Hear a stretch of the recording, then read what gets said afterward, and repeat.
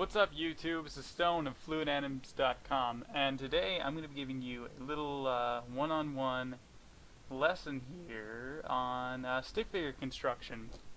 We get a lot of questions for people starting out on how to animate, what you need, where should you start, this and that.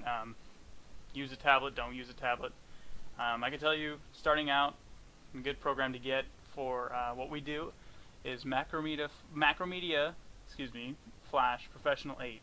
Also, Adobe Flash CS3, CS4, CS5 works just as well, but with Flash 8 you get a little bit bigger brush sizes, and so you'll be able to not be, I guess you say, you can be zoomed in further and still create your stick figures at a pretty decent size.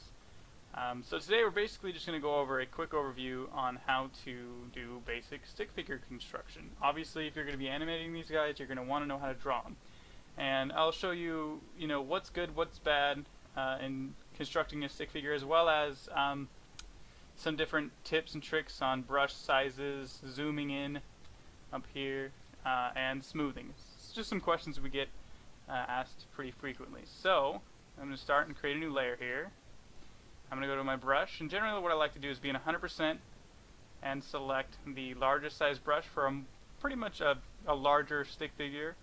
If I were to be zoomed in a little bit, say 200%, and you can do that by holding Control and hitting plus. It's kind of handy, a little fun. Anyways,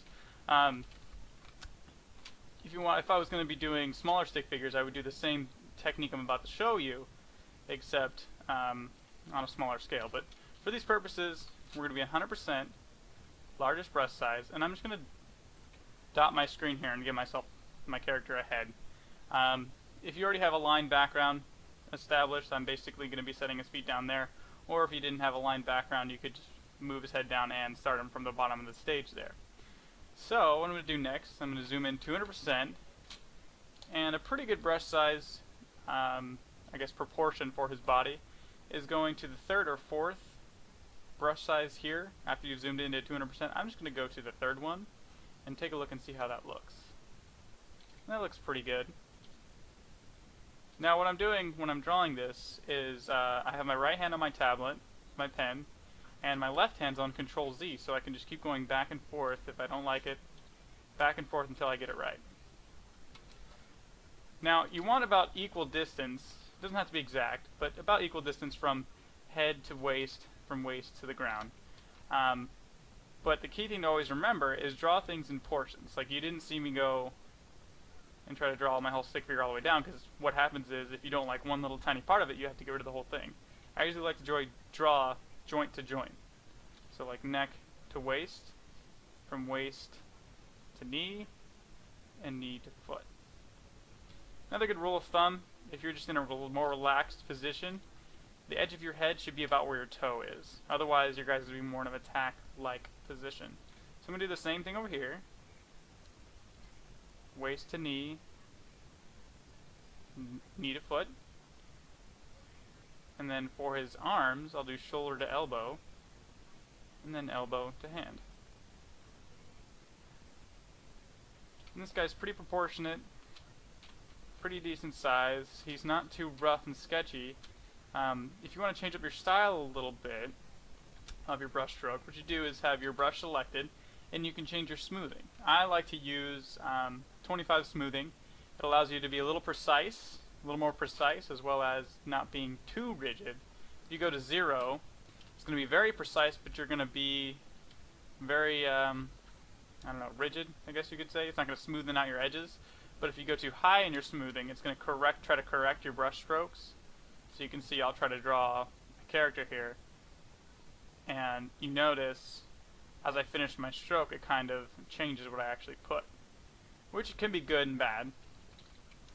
But generally I like the precision of 25 with mixed a little bit of smoothing in there. Some bad examples of the anatomy of a stick figure, and the construction would be most commonly you get an oversized head, thinner body with basically a neck. I mean, anything given the neck is going to look weird because he doesn't have shoulders to put the neck on. So it gives it a really awkward look and a feel, kind of a ditzy feeling to it. Now you can kind of give him a neck if you decide to give him shoulders. It looks a little bit more reasonable, shoulders and waist. But most of the time that doesn't happen. So stay away from adding necks. And if you stick to drawing your limbs from joint to joint, it'll be a lot more precise, so you won't end up with a smoothed out looking knee. And you won't have to redo as much.